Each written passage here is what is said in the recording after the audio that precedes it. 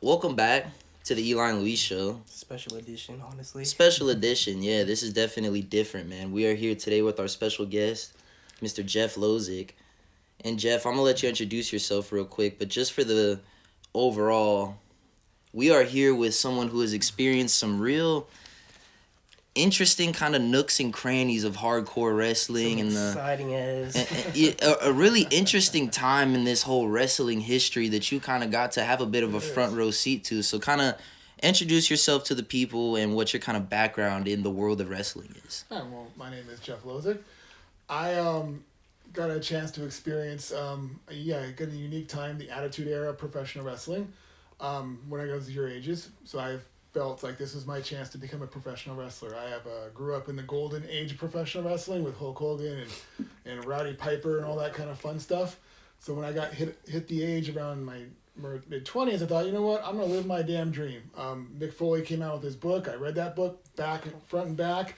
Got inspired that I could do that as a life. I could go out there and fight in Japan and fight in weird backyards and rip my ear off. Wow. And it was going to be like my life. I was excited for it. So I went to go become a professional wrestler. At the time, XPW was a promotion started locally. We're in Los Angeles, Southern California.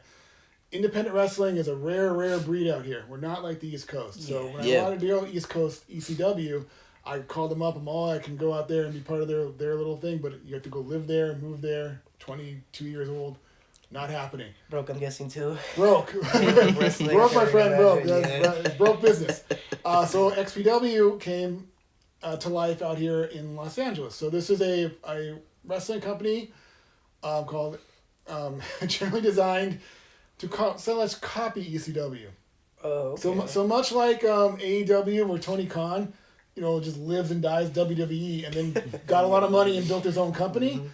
Robert Black, very interesting human being, Yes. did the same thing out here. He saw ECW, loved ECW, built it out here himself. He went and bought a wrestling ring from a small independent wrestling company, and then bought contracts for the 7 or 8 wrestlers that worked there, and then decided to build his own company. So after second show, I discovered they were running a wrestling school, joined the wrestling school, the XPW Asylum. Oh, the shit. first, It's actually The something. Asylum. the first I'm the first graduating class, and I think we're actually the only graduating class, really. Wow. That's pretty legendary. As pro wrestling works. So yeah, so with that, yeah, again, I inspired by ECW. That's would have been a dream to have been there, but I decided that XPW was going to be my pathway in there. Didn't exactly work out, as most professional wrestlers actually end up not exactly achieving that kind of lifestyle. But I got to experience a good 2 years of some of the most honest, amazing Well, I can imagine. level professional wrestling. So they were, again, a professional company, had professional wrestlers working there, world famous professional wrestlers. I got to train with them, hang out with them, do ring crew, was mostly what I mostly did, but it was a great experience. So, I guess just to clarify a bit for me and Luis and for the people watching, because this is so fascinating. What was like a general day-to-day, like what were the kinds of things they would have you doing? What were you actually involved with on the ground level? So there's ring crew, which is basically where you would start out. So you build and set up the shows with the ring. So we get a truck, fill up the ring. The ring is huge, heavy, 100 pieces. We'd go to the event, put the ring together, set up all the stuff, make sure the wrestlers are coming in to where they're supposed to be at. So check talent. And then we'd also be part of the show and as needed. Cleaning up the ring. I was the bell ringer, so I got to do. Oh, shit, many that's jobs. awesome. Timekeeper is the official. Yeah. The timekeeper of the show, so I sat ringside and ran away when they stole the table. I was gonna say they gotta take some bumps sometimes. Yeah, I took a bump or two. We got to do. Yeah, it was mostly ring crew, and then set the ring and take it apart. And but for training, we got to work out. So it was Tuesdays and Thursdays. We'd have like a 2-hour training. So our trainer, the late great Dynamite D, was our official trainer. Okay. Wonderful wonderful, fantastic professional wrestler. His gimmick there was Mr. 80s. Okay. So basically, his gimmick That's was he would hilarious. show up at the event dressed either some 80s gimmick for a wrestler, Ultimate Warrior, Brutus Beefcake, Hulk Hogan. He'd go out there and do a little shtick and then lose. Wow. That's actually hilarious. But it was a real big hit with the crowd. He got Yeah. over pretty good. He was our trainer. I think he died of shoulder cancer a few years back. So very sad. Wonderful human being. Wonderful human being. And then I also was trained by the rock star Joey Chaos. Okay. Kid Chaos. He currently runs Santino Brothers Wrestling, which is actually put out a lot of WWE wrestlers. If you look back there, Brody King of AEW came through there. Okay. Yeah, and they trained Ronda Rousey at certain points. They have Okay. a lot of professional wrestlers there. Along with him, Mongo is another wrestler that came in there and trains with them at Santino Brothers. If you want to break into the business now, that is the path to go to. Nice. Somewhere out there in Inland Empire, I think, or something like that. They very professional, very serious. I can imagine. Great Wow. style of wrestling. If you want to go and even just try it out, they have tryouts all the time. That's awesome. Yeah, wonderful. Also had his Uncle Supreme, the Deathmatch King. If you watch any of the XPW, then he was the main face of the program. He also passed away. Had a wonderful trainer though. Taught me a lot of the strong style of wrestling. So that kind of Japan style. That was his style. Really kind of Hard hitting. laying into someone without laying Yeah. into someone. I guess yes. Them chest chops probably definitely were hurting. Chops are the worst thing you'll can have to go through. imagine. Yes. So that was actually a question I had later on, but fuck, we're here. Yeah, what is like the most worst bumps, just off the rip, like stuff that maybe because obviously everyone knows going through a table hurts, but like you said, a chop. Like, what are those things that are kind of routine in a match that genuinely fucking hurt? I think the chop is the one? the overall worst. Because there's no way to like not. it. There's Yeah, no you just way to have make to it. slap the shit out of someone. Yeah. So the magic of the chop, if you want some of the magic taken away from you, Oh as shit. you cup the hand a little bit like this, Okay. that's what makes that slap. And you come down on the meaty part of the chest and you slap Wow. down. And that's what makes the And pop. it makes a loud hush. Okay. And this is what you want. You want it to be this. You don't want it to be stiff. If you're What? stiff, It's gonna fucking hurt. being stiff is one of the worst things you can be as a So then why does professional it leave these like massive? Is I that know, I'm intentional? slapping you. I'm Okay, really slapping okay, you. okay. The magic of professional wrestling is that while it's not an actual, like you're not really hitting each Yeah, other, yeah, you're hitting each other. yeah, yeah. Wow. And you're walking this fine line between That's awesome. really hitting each other and not really hitting each other. Wow. Again, That's crazy. you know, they say, it's not a sport, because it's not a sport, but Mm-hmm. it's a competition. It is a competition. It's not the competition like this is the way it was told to me. There's not a competition between like you and your opponent. It's not John Cena versus Randy Orton. It's not Hulk Hogan versus Roddy Piper. It is Roddy Piper and Hulk Hogan versus the audience. Okay. Your job as a professional wrestler is to get the audience to be bought in. Okay. You were supposed to get the face over, the heel over. They're supposed to boo you if you're the heel and cheer the face. And that's your job to get people engaged. That's why when you see matches where people are not engaged, That's the biggest. that's the Yeah. failure. Yeah. Okay. Yeah. This is already so mean, So fascinating. that's the general concept. So in regards to professional wrestling moves and what really hurts, Yeah. the chop is the worst. Mostly it's just everything. Actually, if you watch it, if you want to learn, everything's a face bump or a back bump. That's all you're generally doing.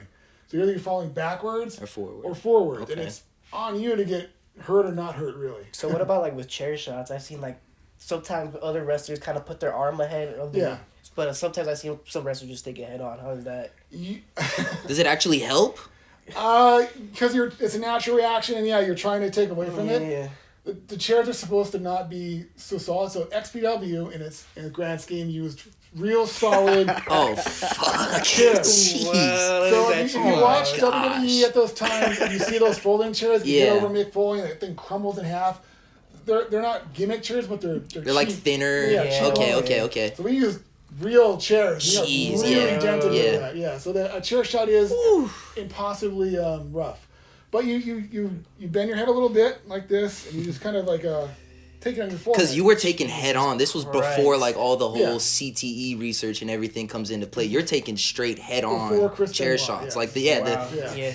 exactly. Yeah. Holy So you shit, man. you push your head a little. Jesus. What you're supposed to do is you're supposed to share your head a little That bit. is nuts, You bro. take it on the chrome part right here. This is the strongest part of your head. Okay. And you just just supposed We've to gone be totally off the rails of what I had planned here, but now I'm curious. Have you ever gigged, bladed? No, but I know everyone that You've witnessed, I've of course. it, and it's in doing it right and doing it wrong. Yes. Is So it uncomfortable watching the wrestlers do it like with the razor blade in the back and you just see them going like carving their So Jesus, man. one of the greater experiences I had was meeting New Jack. Of course, Everyone, yes. if you're familiar with New Jack, is The ECW legend. Jesus. The dude bleeds. He had a welt on the side of his head like a little volcano, and it just bled all the time. It's why he wears What the hell? that bandana almost. All just randomly just start dripping blood in the background. Dude. So gigging. Yeah. Yeah, so you generally I don't blow it, but I mean you guys are aware that you do it in the ring like this, so that you carry it and you're supposed to do it like that. Or the referee hands it to you real quickly before a spot. Yeah, in general you keep it yourself. Okay. So you keep it yourself in your that's why tape or something, yeah. Okay. Gotcha. And you just kind of go like the upper part of the brow, and you kind of go like that. And so you said it can go wrong. How does that You happen? don't know what you're doing. You slice it down.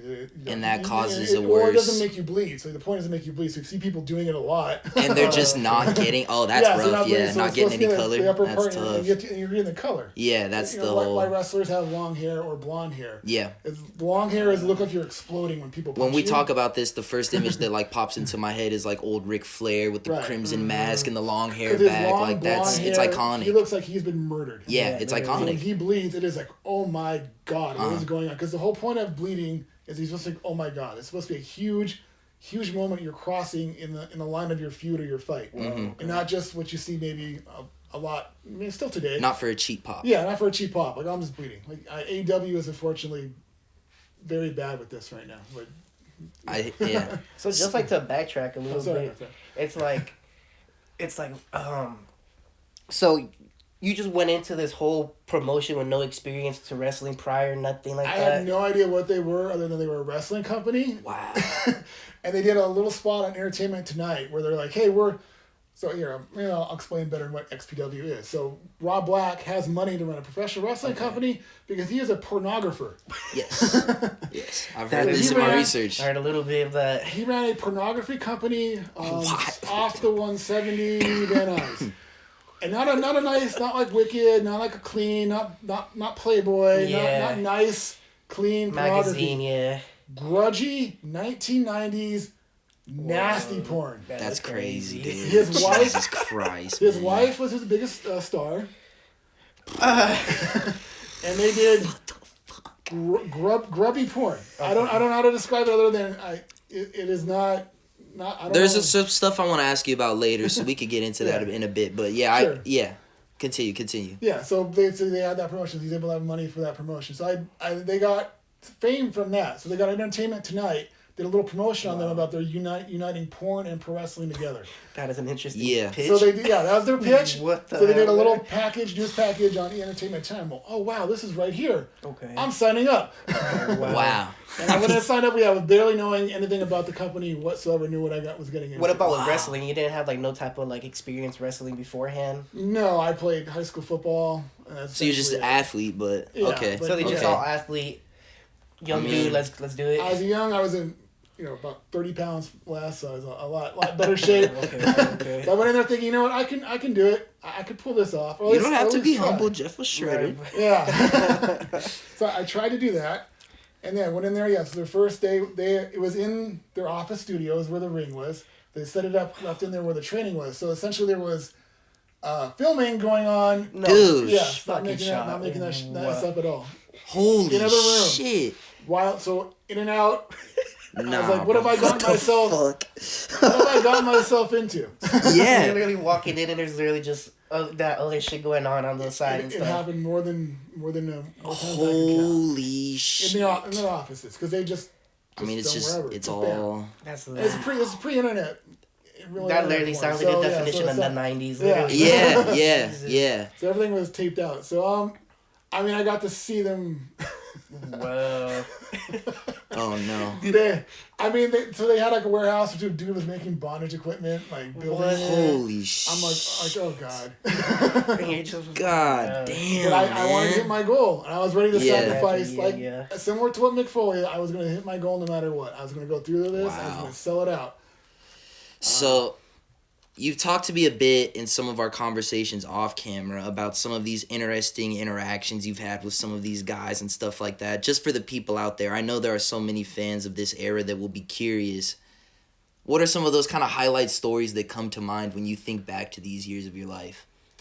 I mean, the shows we did at the God, I don't know what it's even called anymore, but it was actually a dance, like an event studio, like for not a dance studio, Like just an event hall kind of like a club, not the Palladium, some of that in Hollywood. We did our first show there that I was a part of. Okay.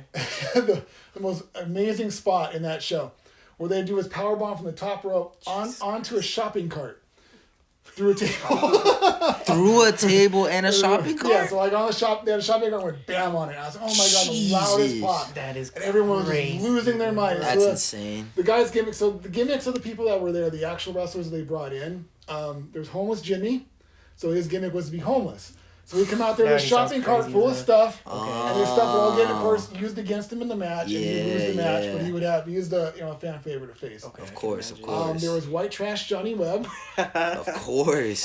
He had a kendo stick. Wow. Part of the manipulating of or stealing from ECW, so like the Sandman, and would hit people with that. Okay. There was Carlito, Supreme. Well, I'm assuming not Carlito, like no, Carlito. No, not like the real Carlito. I wanted to double check that. He would have been like, 16 at that time? Yeah, I'm a little confused what his gimmick actually was. There was Supreme, Kid Chaos, which is his nephew, Joey Chaos. Okay. Also, was another big one. They had God, what was the guy's name? They had a dude who was like a Diesel ripoff. Jack Lawless. Okay. Jack Lawless. Okay. Everything looked like Diesel. Wow. That's hilarious. Everything. Long black hair, glasses. That's hilarious. Same exact ring gear. That's Did the hilarious. same exact wrestling moves. Three moves. He did a side slam, a big boot, and a choke slam. Wow. And he was legit like almost 7 feet tall. So compared to everyone that was like 5'6" or whatever, Yeah. looked like a monster. Jeez, So he's like, I mean- oh my god. Who else is part of that promotion? Oh yeah, they had a tag team whose name I cannot say on the air because they're West Coast. Something. Okay. Oh boy. It was Okay. And that's what they were exactly told. And that was their kind of gimmick. That was when, like, the ring announcer would say, well, "These are the West Coast Wow. N-bombs." They'd get chased around. And Okay. that Holy was their. shit. Okay. That was Those their are gimmick. actual gimmicks? That was their gimmick. Wow. 90s, bro. 90s. No, this was definitely like a time in wrestling where shit was just going so far off the rails. So got to experiencing all of that going on around me, and my first experience, especially watching that in the show. Getting to meet New Jack. Especially the first way I met New Jack, because we actually did an invasion spot. I'm still not sure if this was a gimmick or not. But so XPW, so ECW came, the one that basically tore their tail end, that they're spilling into bankruptcy. Like, this is it. Yeah. This is their last pay-per-view. They come out to the West Coast at the Grand Olympic Auditorium. If you're familiar, that's like an old boxing place. No raves there now. Oh, actually, no, it's a church now. That's one hell of a... McDonald's, the McDonald's at the other end of the street is the most bulletproof McDonald's I've ever seen in my entire life. All boxed out and everything. Jesus, Boxed out, man. everything, like glass like this. And we were there like getting the food after. What the hell are we? Where are we That's at? hilarious. But so they did the Grand Olympic Auditorium. So XPW, because this is our territory, our turf. Okay. Made a deal like we're all gonna show up at their event. We're gonna stand there. We're gonna like flex and stuff like this. And Have the standoff, basically. Yeah, have a standoff. I'm okay. Because I'm well, I guess this is part of a work, right? Because we're all here. Like we're all in XPW shirts. And we're going. So we sit in the front row. Not us, but they bring Supreme. This is actually dope. I think Rob Black's wife. And the Messiah. Oh, I forgot the Messiah. He actually lives out here. Oh, wow. I have a fun story with him, too. I'll get to him in one second. That was someone I wanted to ask you about, yeah. Yeah, and then Messiah. So they were sitting out there, they're the biggest stars, so they're sitting in the front row. So eventually at the end of the show, towards the main event, which is why I still think this is a work, they actually start reacting to the XPW wrestlers in the front. So Francine or something starts shouting at the other girl. Okay. And I think she starts to take her shirt off or something. It starts to flex. So the security rushes them, and then all the other wrestlers rush them.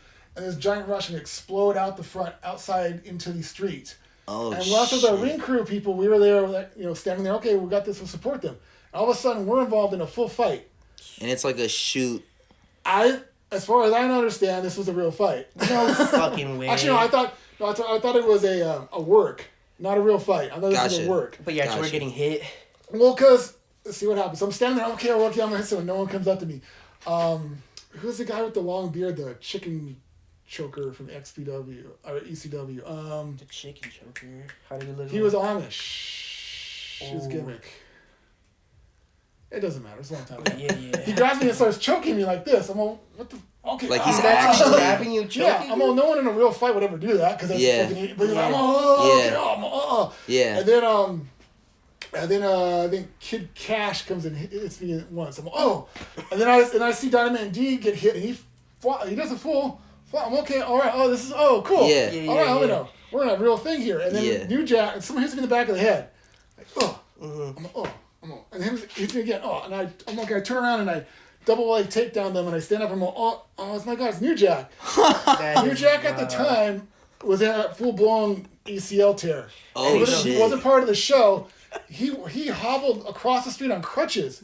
To get him on in this. God! What I'm like this. psycho. I'm all about to come on. What? I'm on it. Yeah. What do I do? And then Kid Cash comes and kicks me in the side again. And again, like it feels like a wrestling kid. Yeah. Okay. I'm okay. I fall down. I'm okay. And then everything clears out and I get up. I'm all right. That was fucking wild. We all go around the corner and I meet up with everyone else and they're all fucked up. No. They got dude's lips busted open. Dude's got teeth fucked up. His head's cut open. Another dude like, what happened to you guys? Yeah. There's no actual way. Yeah, there's no way. Then I took back and look at it. Like, no one filmed this. So like, we're on air.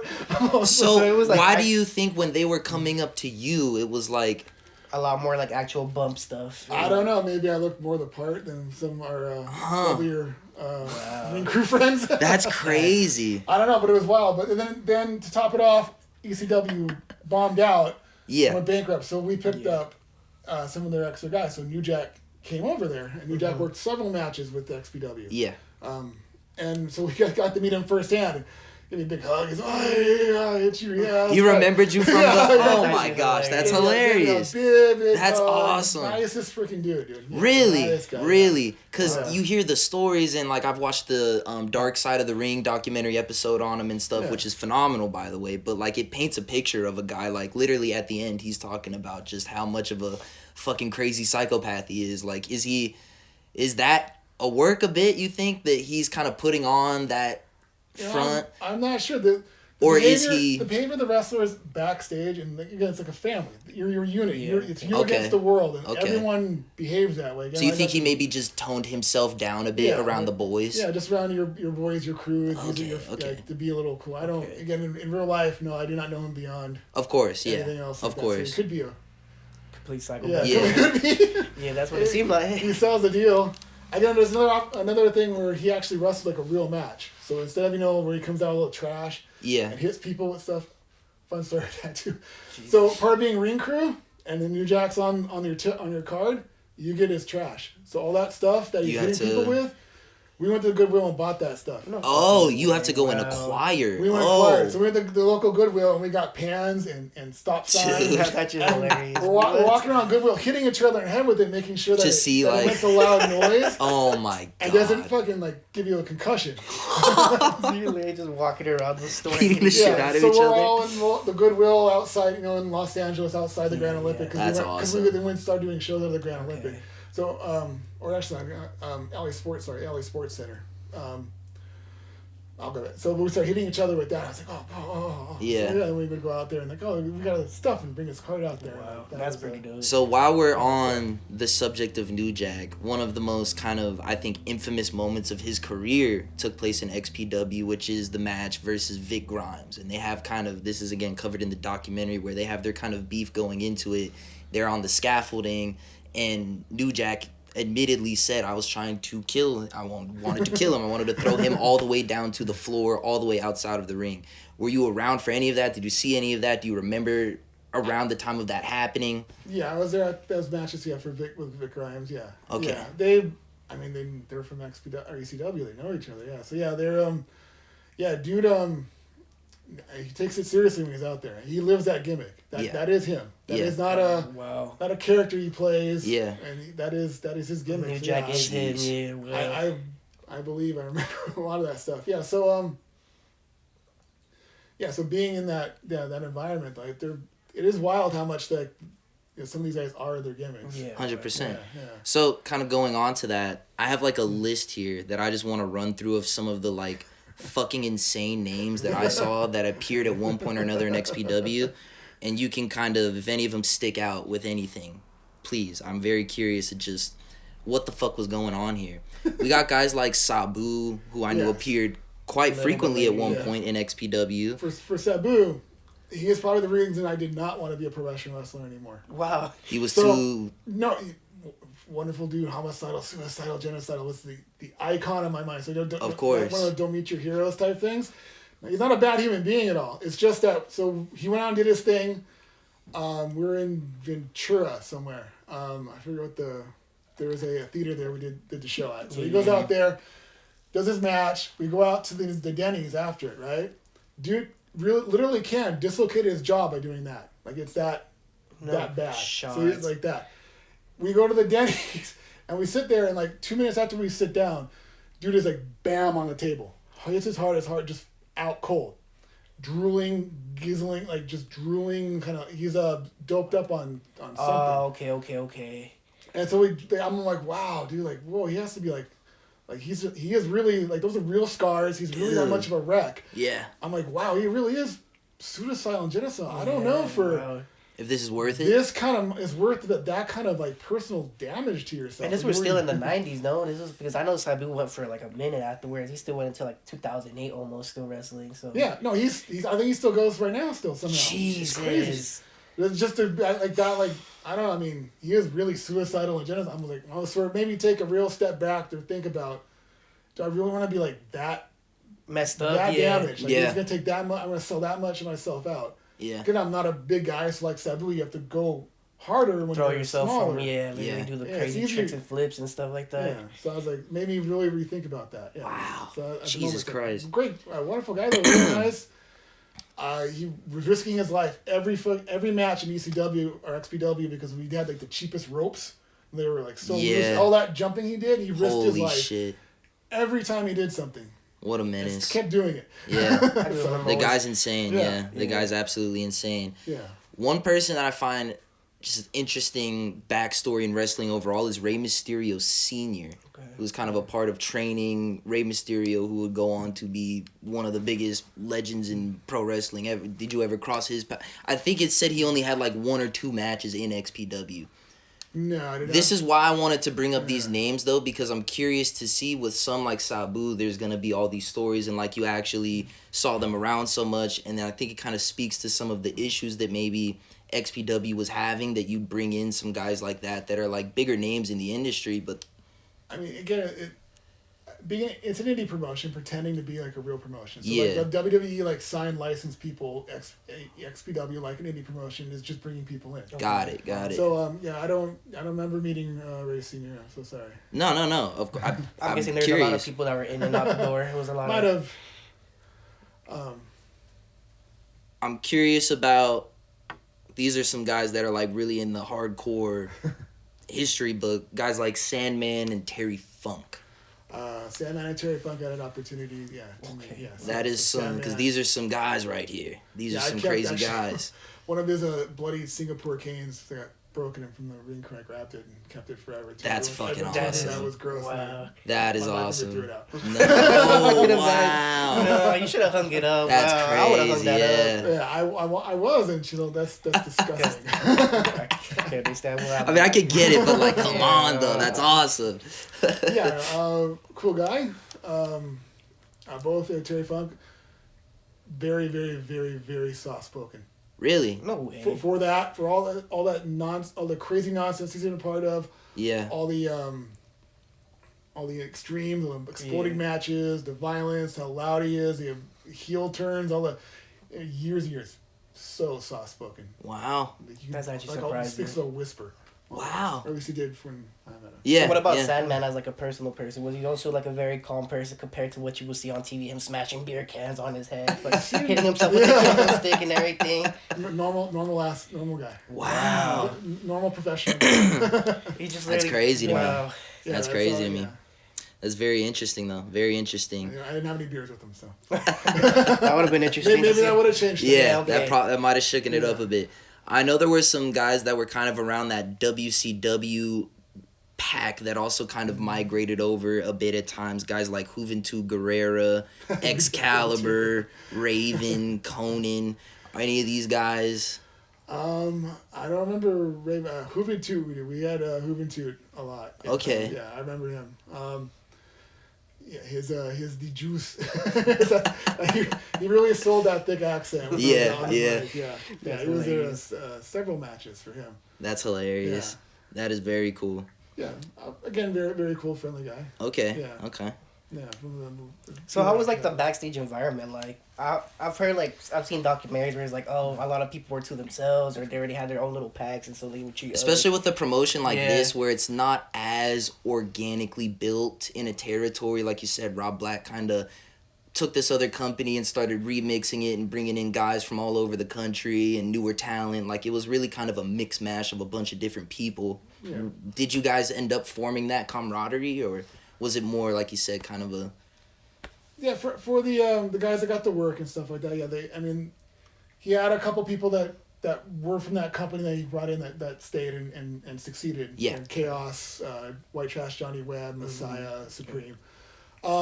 He wanted very much, was a fan of other wrestling and wanted just to keep bringing in these kind of talents and these kind of talents, these kind of talents. So there's a lot of mix matching like that. Again, people would fly in and fly out, so they wouldn't kind of hang out. So they'd come in for like one night, do their match, and leave. So there wasn't a whole lot of camaraderie, and people, they'd have, you'd see friendship circles around there, but everyone seemed to be very welcoming.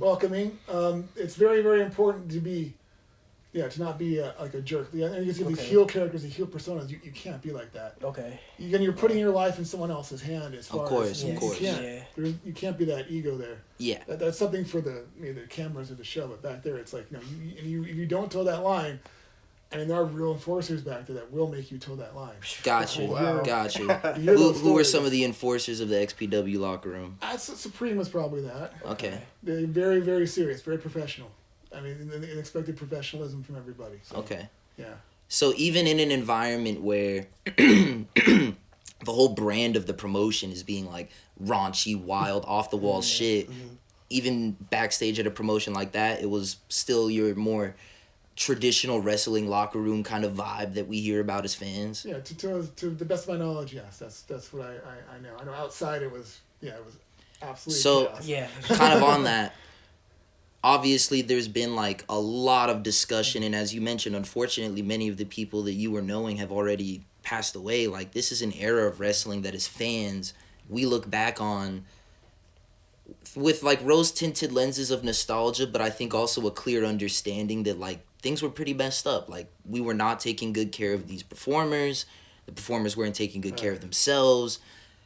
To whatever extent you're comfortable, because I know you probably don't want to air out too many people's dirty laundry, of course. Like, we want to respect everyone here. But what were some of those issues that you might have seen kind of plaguing XPW at the time? Was there any serious issues as far as like drug abuse and that whole partying lifestyle that we hear about being synonymous with wrestling in the 90s, 2000s? You know what? No, from the people that showed up and were at these events, no. Really? No, they came, they showed up. I don't think anyone was ever Super hot. super high or twacked on anything. Everyone was very much professional. I think maybe the transitory nature of the guys flying in and flying out. Okay. They didn't have a chance to build up like that kind of stuff. Mm-hmm. I do 100% know of stories and people of stories that are involved in there that in general for the promotion it was generally they kept it pretty clean as far as it's kind of crazy when you think about what it looked like from the outside looking in. You would have thought that the back room would because I have know been around the during that time the craziest. steroid scandal was really big. Of course, that too. Yeah, I didn't even think to take it there. Yeah, was juicing a big problem? Most of the people were not jacked, so yeah. Really? Oh, wow. It wasn't. So I guess with hardcore wrestling, is it kind of just different? Yeah, so in that sense. You don't need to That be. kind of does make sense Yeah, when you you don't think need to about be the that. body So, types of yeah, Sabu and yeah, Sandman. you see Sabu, you see Sandman, you see Raven, you know, Tommy Dreamer, Yeah, shirts okay. on, Yeah. clothes on. I mean, you kind of need it. You know, Vic Grimes, a big giant freaking chubby dude. Yeah, yeah. Freaking, you know, New Jack ain't jacked. Yeah, yeah. I call that from his being jacked. There's a lot of that, and it's probably essentially you're wearing clothes anyway because you're getting slammed on thumbtacks and barbed wire and Got it. beds and nails and Okay. tables and all sorts of freaking nonsense. So yeah. So it's just not that traditional style of wrestling where like the physique is so emphasized and such an important part of it. The independent level, you're not seeing very many jack dudes. Okay. Okay, Wow, that's interesting. So because I was expecting it to be just like the wild fucking West. Like I was expecting there to be just all sorts of crazy It stuff could happen, going but on. it's just maybe just outside my circle of Yeah, visual yeah. knowledge. Yeah, I don't feel okay. comfortable discussing out loud. But Yeah. But I mean, I know that is a thing. Of course. But just not something I witnessed there. Okay. Wow, that's great. I mean, that's good to hear that For for a his. porn company. Yeah, yeah. Especially during the 90s. Yeah. So, getting into some of these controversies, I'm sure there's like a million more things, but just in my research I was doing on XPW, there was so many interesting little tidbits I would find from like little forums from fans talking to each other, different articles I was reading. So I just want to ask you about a few of these things I heard about and what your take might be on them. Sure. So one of the biggest things, and this it seems like we kind of know to be true, was Rob Black and some of his associates being arrested for producing some pretty messed up shit, which was kind of one of the big things, at least coincided with the ending of XPW. So what do you remember about that whole? Because when I see, look, it's a free country, right? Yeah. So you can do whatever you want to do. Might not be our cup of tea here, but you do what you do, right? So my thing is, in this country, in the United States, to make a video of some people doing it that happens to be so fucked up that the feds get involved, like you gotta be doing some pretty crazy shit, because I thought pretty much everything was allowed. Yeah, I thought too. Holy shit! So These guys were crossing the line, man. And I mean, just from reading like the Wikipedia article, you see just a few details of the stuff that got them into trouble. It's like, what the fuck were they thinking? Yeah, so from my knowledge, I was not part of the promotion company then. Well, yeah. But my knowledge of it, because I've heard that they were based, so their porn is just the most vile, low base, Disgusting, I mean, fucked up shit. Yeah, it's disgusting. Like you just think of something disgusting.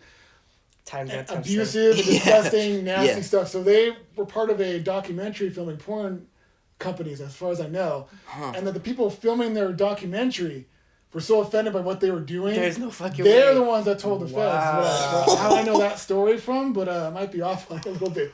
But yeah, they ended up getting in some trouble. See, even that, like, I don't want to know, that's but how I if you're remember it. I already wasn't around making it, a so yeah. documentary about that industry, you know you're going to come across some pretty unsavory Right, things. so they offended those To people, even so- cross that line and, like, piss those people off, like, you must have been doing some wild stuff. Yeah. So I'm guessing the people like in your group that you would like constantly talk to, they really didn't care about the porn side. They were just like, "Oh, we're here to do a job. We're here to Not do even wrestling." shrugged their shoulders at it. Some of us, I mean, okay. these are death metal rock. These are we're like Used to hardcore it, yeah, wrestling. yeah. Like, Yeah, you yeah. want to see Okay. blood, people slam through tables and like Yeah. cat fights and so Yeah. so everything was all right, cool. Yeah. All right, Yeah. It's just part of the. It's just world. all a part of the environment. It's uniting and part of the environment. Yeah, Yes. okay. These are a wilder time than our soft 2000s. Yeah, definitely. So you brought up a guy earlier, the Messiah, who was definitely, from what I learned, one of the bigger stars, one of the homegrown stars of XPW. And in one of the like fan forums I was reading, I don't know if there's any weight to this, but there is a rumor that there was an affair with Rob Black's wife and the Messiah. That is crazy. Again, I know we don't. But it's, man, this is some interest, because, dude, like, you got to imagine if, like, Hulk Hogan was, like, having an affair with Linda McMahon, that, like, that'd be a pretty big deal. Yeah. And that's kind of the equivalent of this here, like. So to the best of my knowledge of that story, without my course. general rumors in regards Yeah, to okay. this. So his wife, Lizzie Borden, Rob Black's wife, was the Messiah's like manager. So they were hanging out a lot, Okay. Wow. around each other a lot. Part of the promotion. He also worked for the company. in the porn company side. Too. Oh, he was double. Yeah, so he did something there, not porn wise, but something along, I don't know, talent management, something like that. Okay. So he was an employee there. So he was involved a lot with them. Yeah. Yeah, I heard that rumor. I heard the rumor of how, complete rumor. I don't have any verification of this. Of course. That some gentleman came over and came over to the Messiah's house and tried to chop his thumb off with a I pair did of, see people talking about this, yes. Of hedge clippers. Dude. But I cannot verify that this is an actual Of course. true story to that point. But these are the rumors that exist. There's a rumor that existed in around, yes. Wow. So, I mean, But I was were you gone by that time? By that time I was gone. Okay. That part During your time, was there ever any tension you witnessed just by the nature of the Messiah, like you said, working so closely professionally with his wife? Was that ever like a rib or a conversation? Like how we saw like a Hogan and Randy Savage type of a Miss Elizabeth situation? Is it that type of a thing going on? Or no, it looked completely work related. Okay. From everything I could see looked professional. Fascinating. And platonic and work related. Okay. Fascinating. I saw nothing beyond that. I mean, there you go. So going back a little bit in time here to kind of more of the debut and kind of the beginning, the origin story of XPW, I saw that it seemed like there was a bit of a beef between Rob Black, the founder of XPW, and the founder of ECW, the legendary, the one and only Paul Heyman, one of the greatest ever minds in professional wrestling history. Yes. And dating back to like part of the reason why, again, just from reading articles and what I saw, why he kind of started this company on the West Coast was to kind of be like, fuck you, Paul Heyman, like we're gonna do our own thing over here. Then obviously, of course, like you mentioned, there was multiple, I believe, attempts at pulling off these invasion angles and stuff like that. Some stars that kind of crossed both lines and stuff like that. Was the name Paul Heyman ever spoken in the building when you were there? Were you people kind of talking about ECW? I'm sure you were obviously aware of it, but yeah, ECW was probably... Was Paul E ever like, oh, fuck that guy, you know what I mean? Was it ever that type of thing, or... Yeah, I mean, ECW was, of course, the inspiration for probably everyone in that company. Everyone saw ECW, and they saw, like, this is what we could be. We could be here, we could be there, we could do this. I mean, General Rob Black's probably the worst human being I have ever personally met. Holy shit, okay.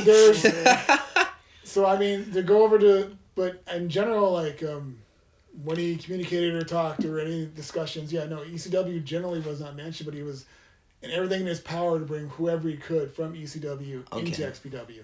So it was Jasmine St. Clair, Big Dick Dudley, Sabu. Yeah, okay. He wanted these people here. He wanted Vic Grimes. He wanted these people, whoever he could possibly get. New Jack. These are his big gets. So he could, I imagine in that mentality is that like Tony Khan taking someone from WWE, like he thinks he's stealing someone. He's in this fight. I'm even thinking back to like obviously WCW and WWE in the 90s. Yeah, with Bischoff. There was this opinion that we were the fourth biggest company that was mentioned, and that we were trying to be like established. That was like the mentality crazy. And idea. We were on.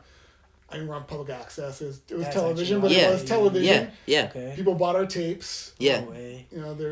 We sold big fat cassette tapes. Those got good sales. Okay. He had an international distribution company with that. So that's awesome. Using his porn stuff. There's a global fan base for this shit. Yeah. He made a global fan base. That's yeah. So as far as essentially sitting here and we're gonna screw these guys over, or there's gonna be like a war. No. Okay. No. Okay. Do you still have some of that media, like any tapes? I'm curious. Do you ever watch anything back? I did. I have it for a while. I think at some point I parted ways with it. And it's a VHS, so okay. So good Lord, getting hard a to VHS tape working. That was in degrades. Yeah, of course. But I had all their little tapes. We got them all for free. They were cool from the shows. That's cool. Do you hold on to any merch or anything like that? Like you said, you had the cane or something? Yeah, I did. I kept the Singapore cane, and I kept. Is there any memorabilia? At one point. A dented steel chair. That's very sick. That's hilarious. That's very sick. Eventually, things made it way to swap meet or the dumpster. Okay. Wow. Okay. Understandable. Yeah. I could see how that could, over a while, you're looking at this chair like, man, I gotta get rid of this shit. The bloody chair no one understands. So, I know, and I could tell even just from this conversation here that you're still in tune with what's going on today, and you're kind of following what's going on. So, one of the complaints that I saw from some of the fans from XPW back in the day was that some of these big stars that would come in would kind of like end up jobbing out for some of the more like homegrown XPW guys, or just that sometimes things would not go the way in general that the fans would want to, that there was kind of some swerve booking and shit like that to kind of piss people off. And I'm wondering if that's something that you agree with, and if you see any correlations with that and anything we're seeing in like the modern product. I mean, XPW's booking was horrendous, and like similar to what AEW has, they had no faces, no real faces, or generally everyone was a heel except like Sabu and Supreme. That's actually interesting. Everyone was a heel, so he'd come out there and he'd start the show. He would start the show like he'd book it like WWE would do, so Vince McMahon would come out and talk for 45 minutes. So he did that at an indie show.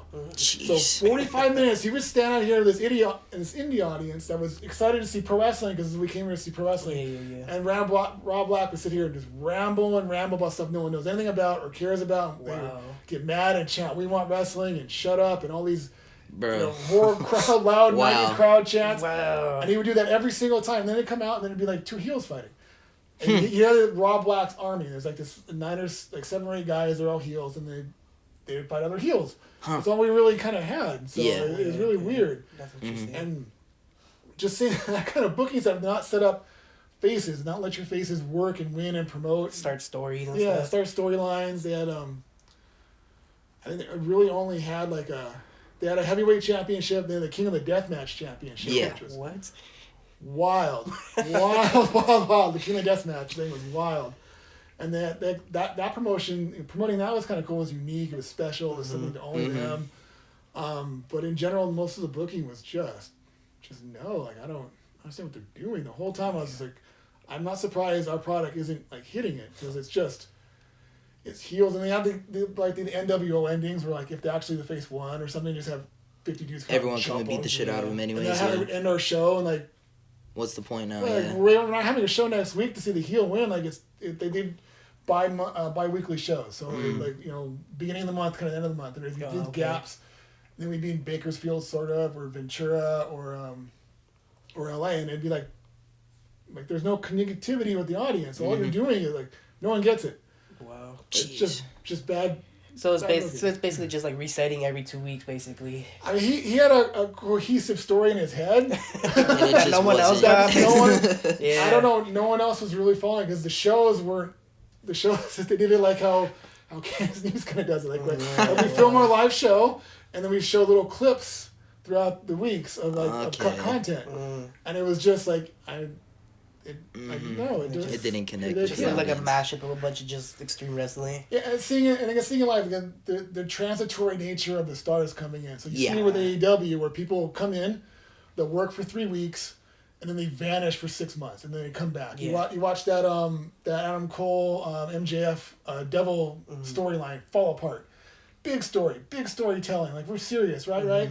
They bring them and they announce it. They stomp MJF, and then you don't hear about the storyline. You hear about MJF quitting the company, and leaving, and then he's gone for 5 or 6 months, so long that not only that Adam Cole actually blows out his ACL and is gone for 6 months, and then just as MJF comes back, then Adam Cole comes back, and now MJF's like a heel and Adam Cole's the face, and it makes no sense. And then MJF leaves again because they're off doing other stuff. They're not signed and committed and dedicated to your product. Okay. And storytelling like that doesn't work. Yeah. That's why WWE signs people, and they're there and they can't go nowhere. I was gonna say, it's one of the things that, just from everything I've seen, it seems like is one of the big selling points for a lot of the big free agents that end up signing with AEWs. You get that lighter schedule, which of course we're all human beings. We want to promote like a healthy work-life balance, and we want humans to be happy, because it's beyond what you're doing in the ring. At the end of the day, you're a human being too. But if you want to like like you're saying, be able to tell like a cohesive story that like really hits with the people, you do kind of have to do like that weekly television where things are progressing and building and you can follow it and it leads up to those big payoff moments. I need those people here and not gone. So that's a big problem, say, with XPW. So my big wrestling moment was ruined by that kind of concept. So so they brought in Big Dick Dudley to be the heavyweight champion. So if you don't know Big Dick Dudley, he is like the third Dudley brother. Actually, not. So I actually researched that. So the Dudley boys, when Bubba Ray actually debuted in ECW, he was Spike's gimmick. So he was Spike Dudley. Okay. So he was the happy guy, shaking everyone's hands. Yeah. Okay. He was a face, and he had two brothers that were picking on him, and they made fun of him for his speech impediment. And somehow, somewhere down the line, he became the most evil, badass monster, and then Devon and all that sort of stuff. But Get the tables. In the process of that, they brought another Dudley brother, Dick Dudley, supposed to be the giant of professional wrestling. You know, big, huge guy, come in and work with them as a third option. Okay. He eventually left and came to XPW, became the XPW heavyweight champion. They worked several shows with him, and they were going to make me, as my spot in this show was supposed to be Dick Dudley, like Spike Dudley, essentially. I was going to be Dick's little brother, a new Dudley. I was going to go out there, and I was going to get smashed and thrown through a table. Wow. So that was going to be my walk into it. Your debut, basically. That's a tough gimmick to debut with, but fuck it, man. Like you said, you gotta start somehow. Yeah. Trying to throw you straight into the Dudleys. Yeah, so that was going to be it. So they showed me all this how he creates new Dudleys. I'm all, okay, cool. That'll be something I can go forward with. That is still like a legendary faction to like be a part of, though. Yeah, the so Dudleys supposedly is like the Dudleys went around the East Coast, and there's all these other little Dudley that they made up. Got it. They get his blessing, and he creates Dudleys like a. You're gonna be a part of the Dudley extended universe. Yeah, good. So they're gonna do that, and we're at the LA Sports Coliseum that's no longer there. It's like where LFC plays now. So we're there. Okay. AEW style show. We're in this giant venue with like 1,000 people. No. So AEW is not alone in this. Oh, that's funny as hell. That's interesting. That's giant. tough. We got this. I don't know how. Just what the staring deal, at chairs. Yeah, what the deal Rob Black got, but we got full access to the Los Angeles Sports Arena the Clippers used to play. Yeah. Wow. And full access. This giant stadium. I don't think we've ever put more than 1,500 people in there. And while that's a lot for an indie show, that is cavernous. Yeah. For a stadium, space. So we're constantly trying to put everyone on the TV side, like you see in those AEW shows. Of course. And it's just empty and cavernous. So we're at that venue, and we're doing the show, and then Dick's supposed to show up. He's supposed to fly in, come in day of and leave day before. Doesn't show up. That's He mails back the title, says, "No, I'm out, guys." Are you serious? Yeah, never comes back. Why? Just because he didn't like? It's a transitory thing. They got a better deal somewhere. He probably got more money to show up somewhere else. Yeah. Never explained. And since he didn't have no pen to paper, he could do that. Right. They're show to show. Yeah. Wow, man. And so then that kind of concept is a big problem. And they just tell you in that instance, someone just comes up to you and says, "Hey kid, tough luck." Yeah, I'm back there doing a timekeeper again, which is fine. Fuck, Running man. Oh, yeah, okay. Fuck, man. Wow. And they never, like, is there even like almost? It doesn't sound like. Is there ever like a follow up conversation afterwards of like, "Hey, we're sorry. Like, we recognize you got kind of fucked over here. We have something for you in the future." Any sort of reassurance of like, "Hey, our bad." So Rob Blackwell, he was the owner and operator. There's a in between guy, the real showrunner, Kevin Kleinrock, really great guy. Okay. He tried as hard as he possibly effing could to make this like a running professional show company. And Poor guy. He explained a little bit of a sorry, but yeah, but after that it was just like, that's it, never discussed again. And did you already kind of know in the moment, or were you still hopeful at that time? I was pretty sure. And then a couple of, because then they had a large gap in between shows. I don't know, they ran out of money or something happened. So there's a large like 6-month gap in between shows. Got it. Yeah, no one remembered it. And then I also broke all my toes. So I was like, jeez. How did you break your toes? This is the end of my wrestling career here. Yeah. So they got a new, we're training in the ring, and what did I do? I did like a dragon screw leg rip. Oh, shit. I'm doing it to someone else. Yeah. I somehow spiked my toes like this, and I came forward. Oh, dude. And it snapped, like all of them, like all the toes except the big one. And I'm like, dude. That was again my Mick Foley moment of not being Mick Foley. Yeah. So let's seeing Sabu and like reading about it in a book and seeing it secondhand where it's successful. Oh yeah, that sounds really cool to get your ear ripped off or have all these horrible things happen to you. But then it's not though. Experiencing it live and then like not knowing that you're gonna have that payoff. So I broke all my toes. Foot swelled up like this big. Jesus Christ, man. Young man, no health insurance. Yeah, that's what I was going to ask. What's the rehab process like? Rehab process was I went to got my dad to drive me to USC.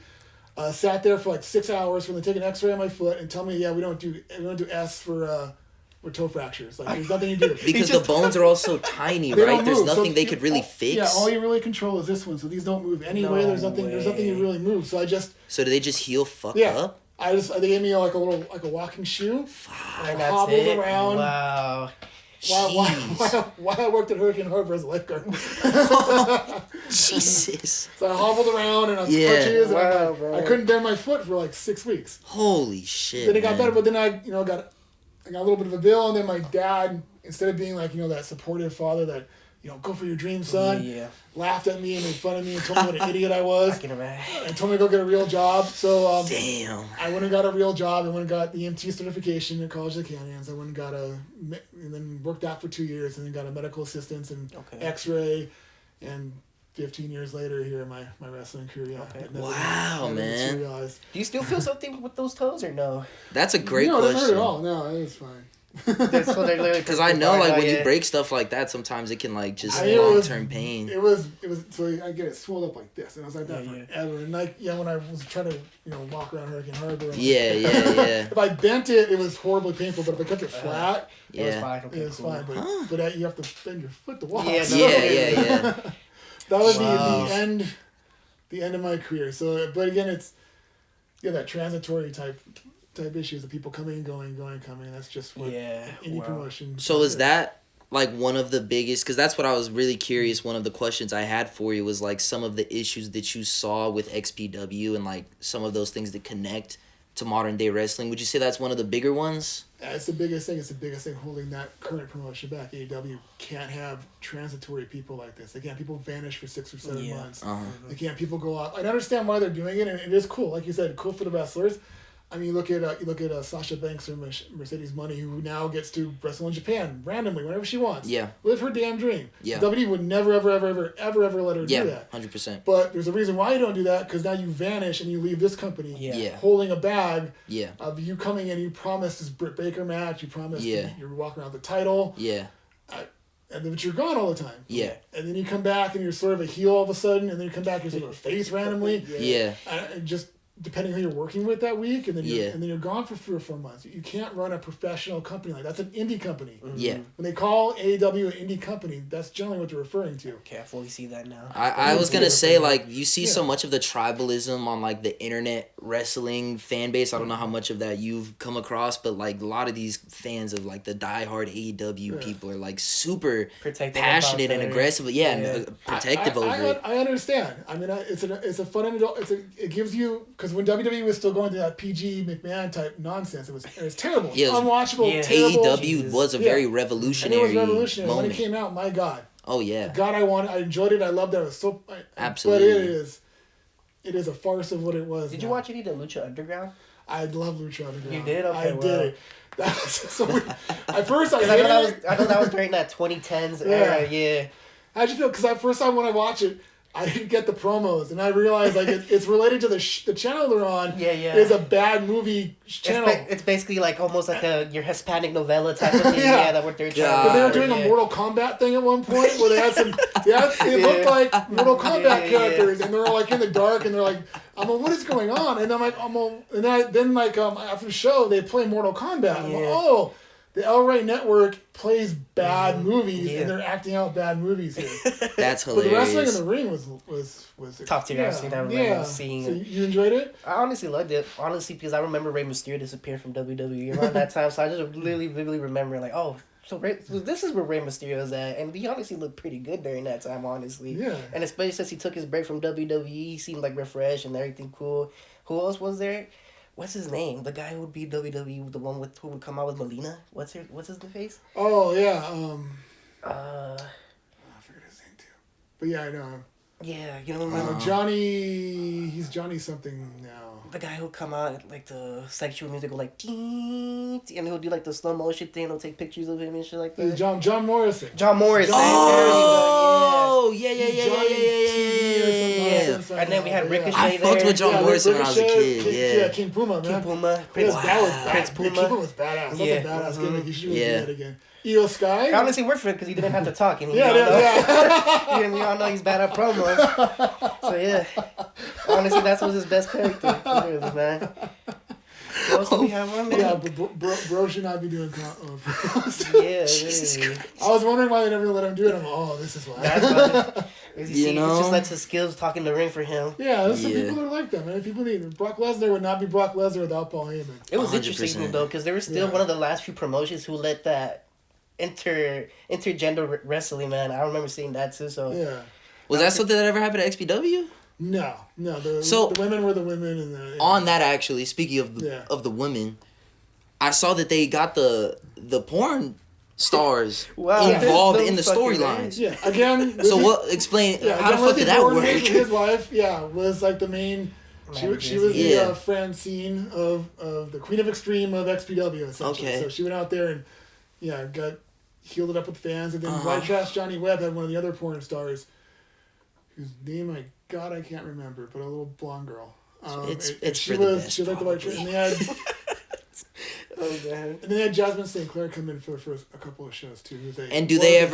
Was there ever like bumps or anything, or are they just out there strictly they did to that like cat fight thing? Okay. So they, like look pretty and then go out there and like okay. Gotcha. Classic, Okay. classic definitely old, 2000s wrestling yeah. type of a thing, but nothing like the Lucha Underground intergender No, stuff that we see where they're like actually taking bumps. And that's a whole other level of pre-Trish and Lita universe right there. Okay. So there's no interesting.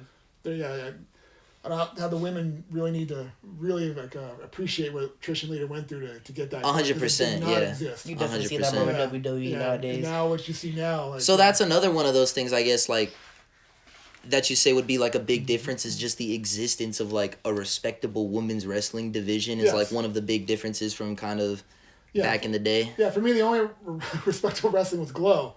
I gotta see gorgeous ladies of wrestling like live on Channel 13 in the morning. Okay. Real live Glow wrestling. About that, I think I do Tina believe Ferrari, I've heard of Mount this. Fuji. God, what is it? There's Hollywood and Vine. Ashley Cartier, my crush as a kid. Okay. But like that, Farmer's Daughter, like all that kind. Like that was the only women's wrestling, and it was a 100% women's. I don't know. I mean, it was a clumsy women's promotion. It's what. But I mean, it was legitimate. Like, that was it. It was on TV. Okay. Yeah, it was on TV. Fascinating. That was it. As a 13-year-old boy, I very much appreciated it. But I mean, until Trish and Lita really broke that boundary. Broke that barrier where they could go out there and they could really trust that women could really work these matches. China as well. China's a big one too. China, of course. Jazz from ECW, like these women that went out there and like could physically. Throw it out there. At least let them do it finally. Yeah. No, definitely. I'm curious from your perspective if there are any other things that you saw kind of as like being kind of negatives of the industry from back in the day that you think either like still are a problem today that connect to the modern day industry or things that have kind of weeded themselves out. I mean, I think the industry now, WWE has really taken a professional business promotion here. Like they take care of these people. I think the Benoit thing, or he should not be named, took like a real toll on them. And really what they're really supposed to be for these people. Like a real professional company takes care of its people. Yeah. And these people doing bad things outside of your company still make your company look bad. Yeah. And you see these people are broken down. Perfect miserable. example, Jeff Hardy. I was gonna say, even just beyond like the big controversy of like a Benoit, there were so many guys that like just ended up having so much. Kurt Angle was going around with a lot of drug issues to different promotions and stuff like that. We saw so many guys like Eddie Guerrero and different guys that ended up having untimely when this gets passings. reported, because we're former WWE superstar. Exactly, it's always that big thing. Yeah.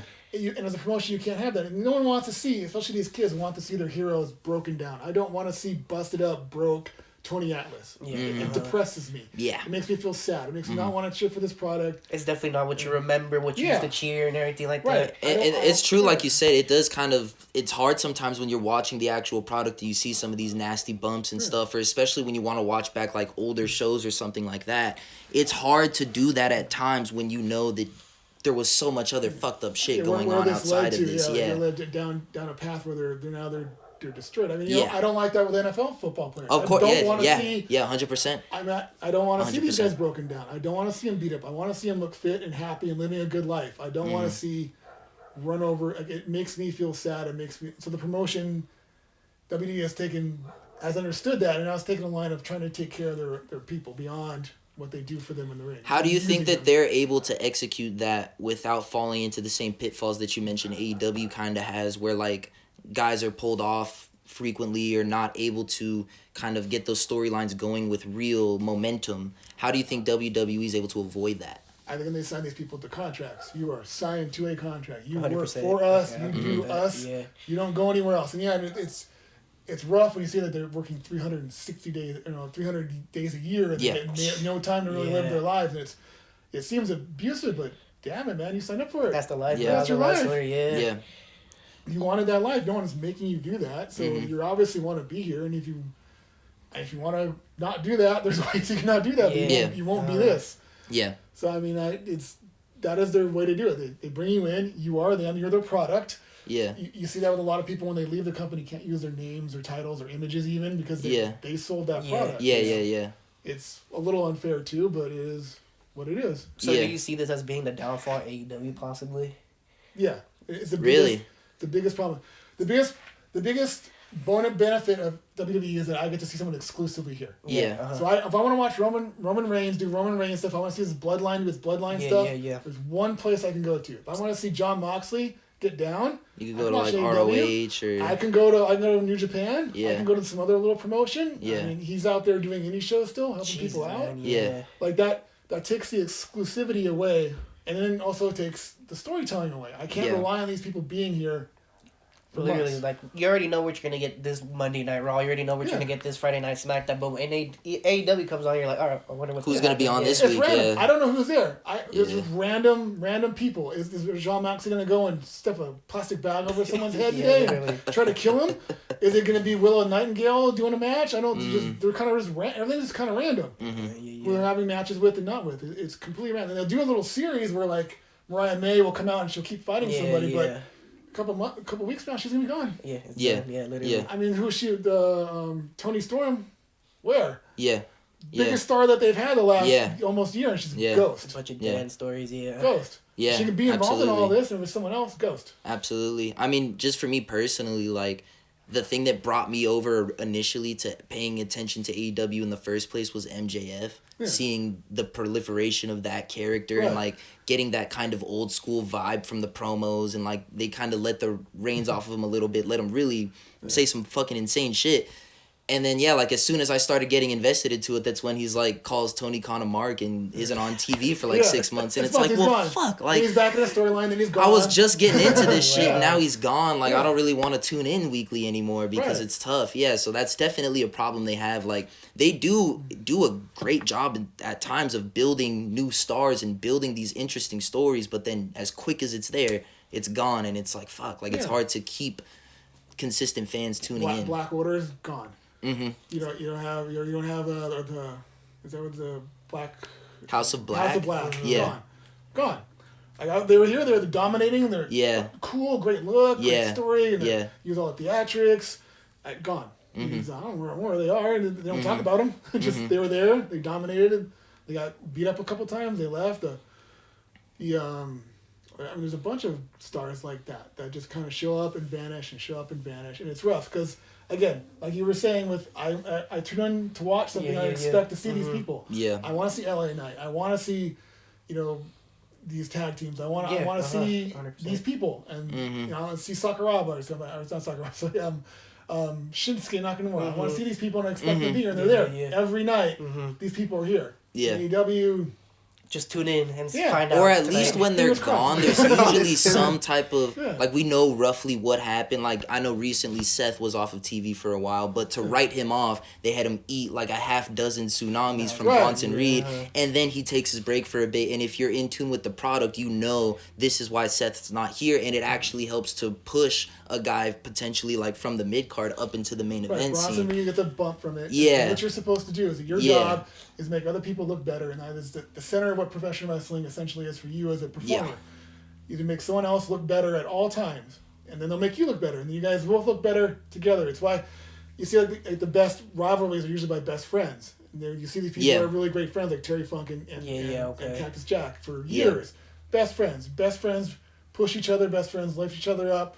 That's why the Clique has such great matches with Razor Ramon and Shawn Michaels. They're best friends. They want each other to look better.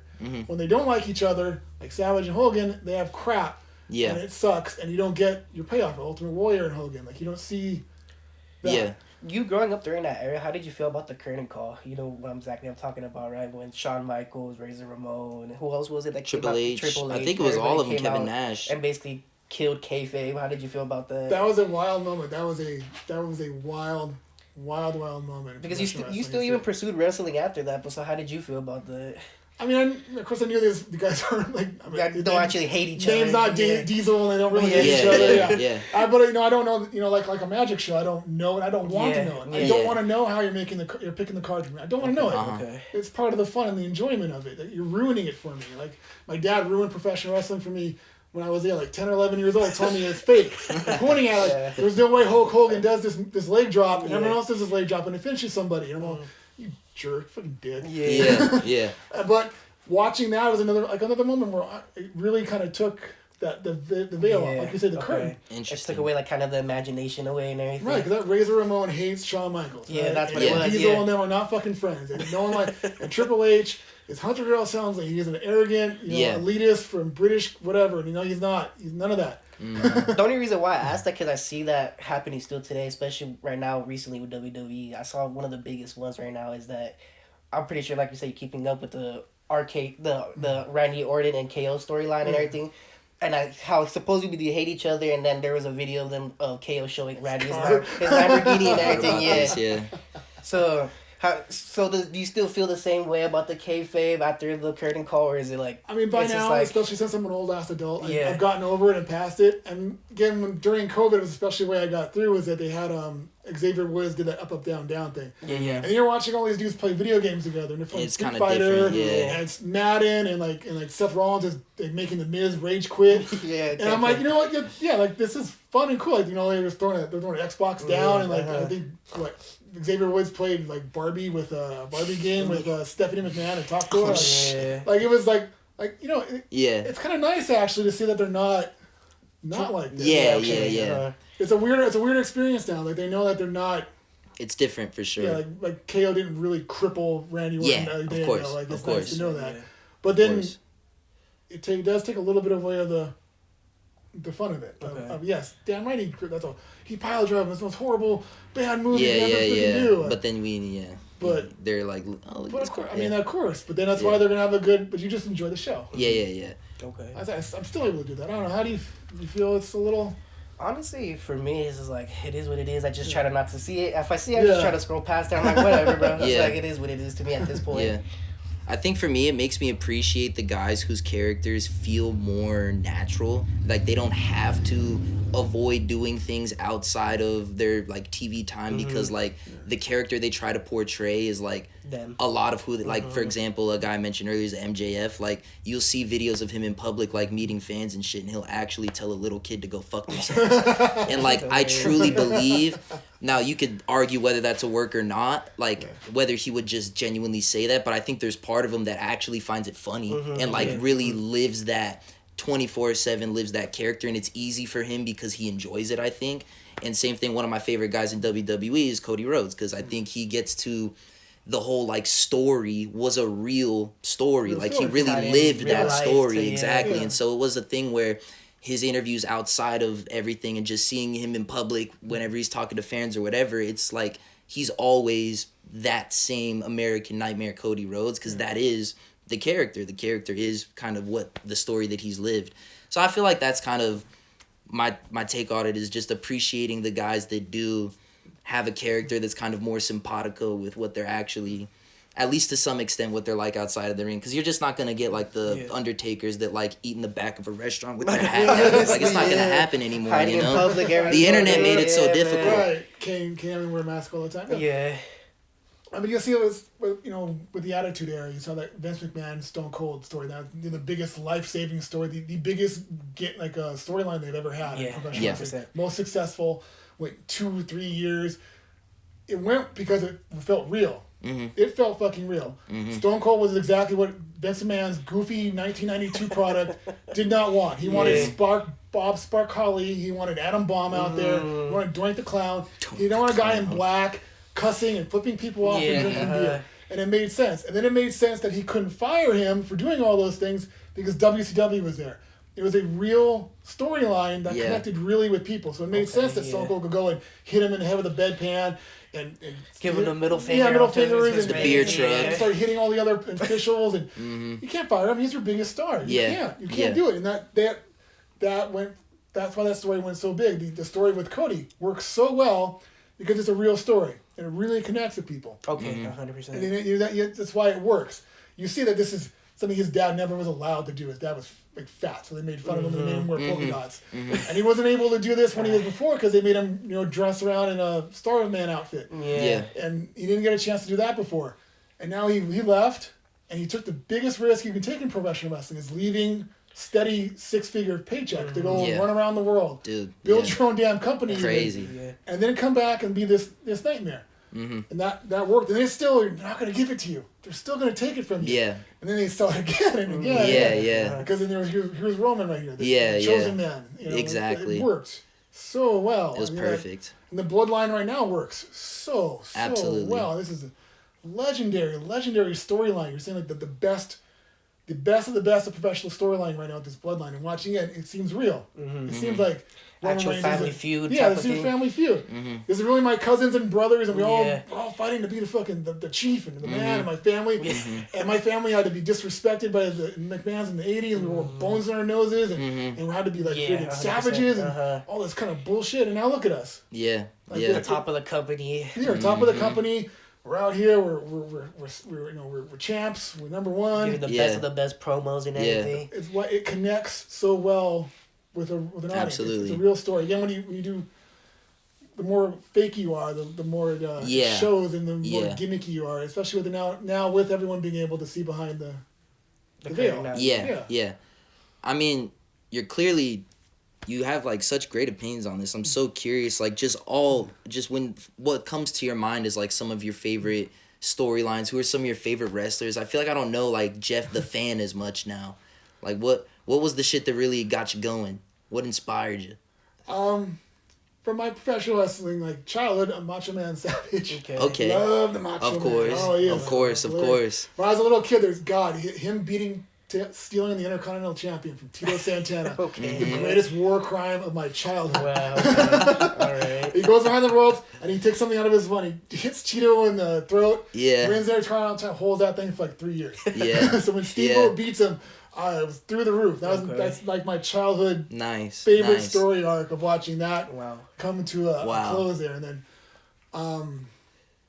from the Attitude Era, I mean, who could of course, Stone Cold, of course. And that was everything Stone Cold. I enjoyed ECW, Tommy Dreamer, Raven and all that stuff. Did you ever meet Tommy Dreamer since you were like around that Extreme Wrestling? Did not have a chance. Wow. Damn. To be the legend that is Tommy Dreamer. Damn, because almost everyone else on like the hardcore wrestling Mount Rushmore, you've at least like brushed shoulders with to some extent. We've had some sort of vague interaction with. No Tommy Dreamer. That's one of the ones that escaped. That's tough, man. That's tough. Well, it's like you said, never meet your heroes. Maybe it's for the best. You can preserve that rather than seeing Sabu passed out in a Denny's somewhere. You know what I mean? Zoned out. The innovator of violence, Rob Van Dam, like of course, ECW, whole Rob Van damn Dam. show. Fantastic. His run with Sabu. Oh yeah.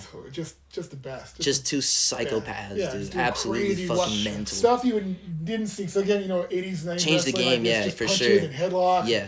But these guys are over here doing super flips off, just like 100%. bouncing on top of the top rope and hitting the back. Jumping and they're like flying into the guardrails and the crowd. I'm like, what the hell is going on? Wow. And the Dudleys, there's nothing I hated more than the Dudley Boys. Oh, really? God.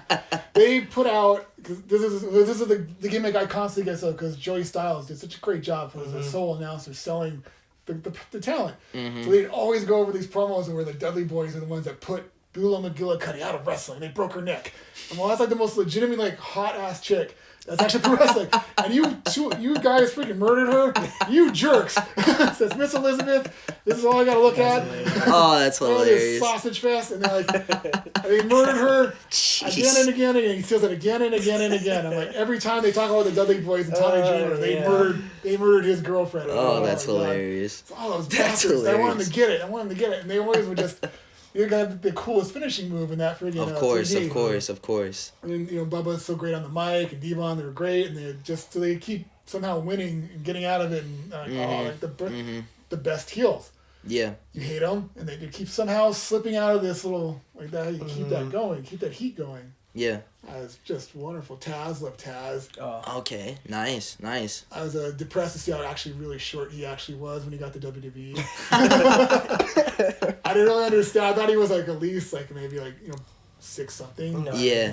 He had some match with Triple H on SmackDown. And he came out there and went, whoa. Yeah, you start to realize, yeah. Well, that's not gonna work. And then that's the thing in the Fed is everyone was freaking a giant. There is something to that. I mean, I for years, part of that, Attitude Era and part of the AEW sort of appeals to me, that sort of that body look. I hate that. The body guy. It's all bull. Vince's favorite thing of all the crap wrestlers I had to sit through that were all fucking jacked. And 100%. 100%. I hate that. Then, but when I watch now AEW, I see people say like the Young Bucks.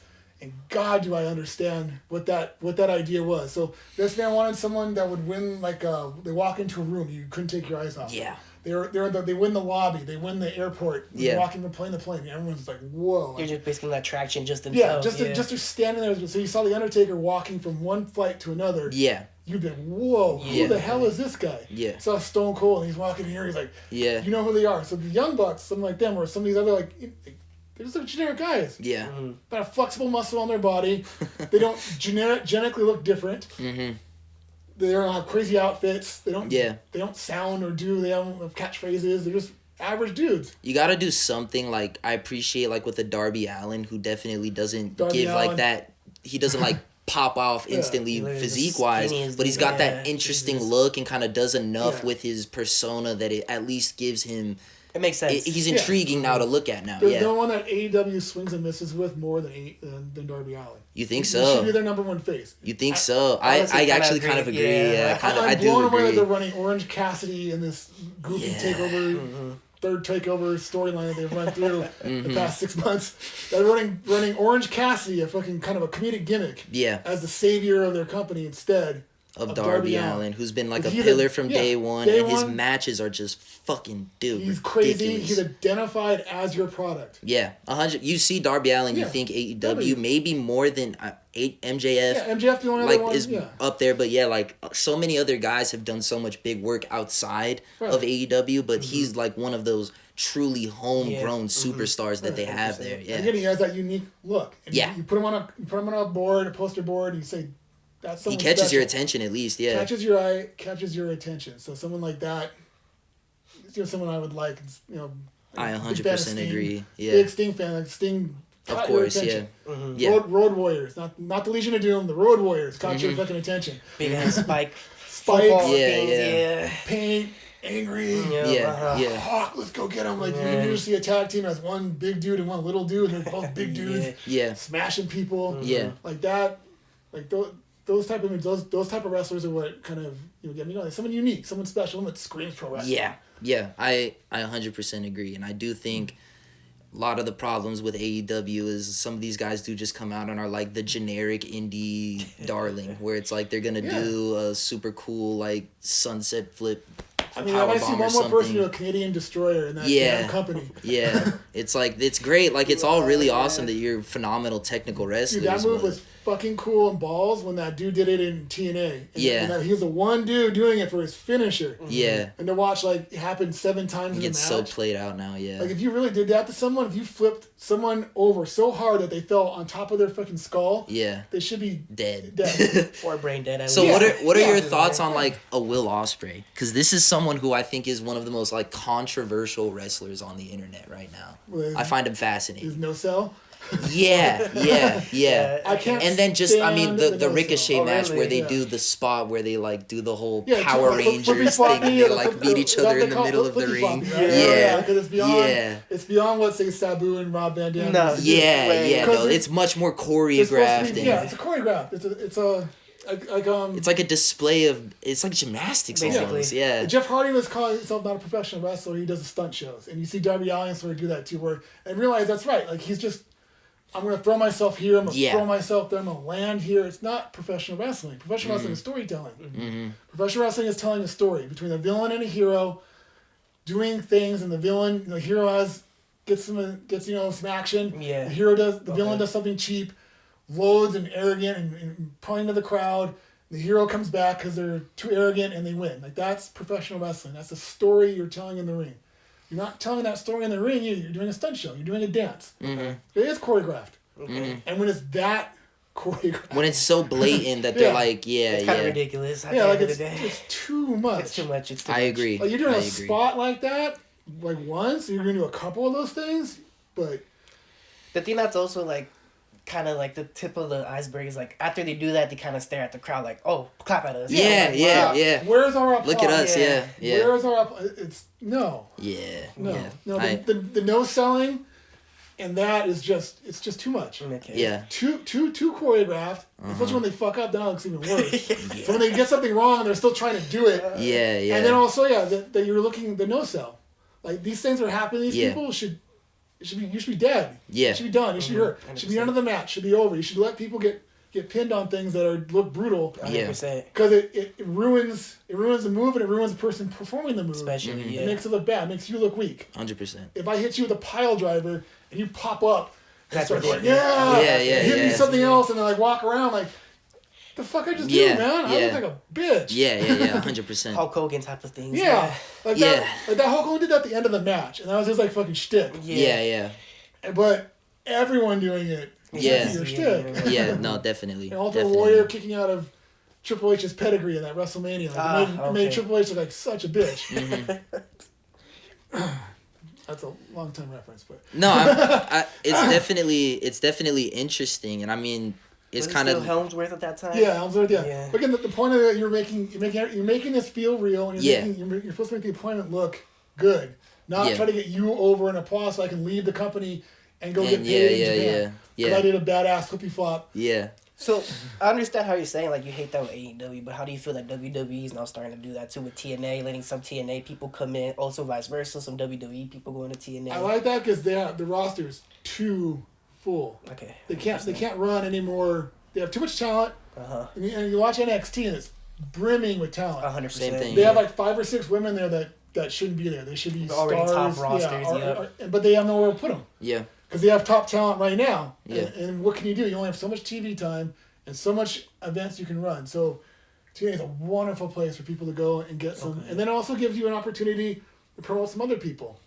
Yeah. And you get other people some shine and get this company some shine. And you get like an extra smaller company. Again, what it used to be is that when WWF, there's all these little like territories. And they always share people. Okay.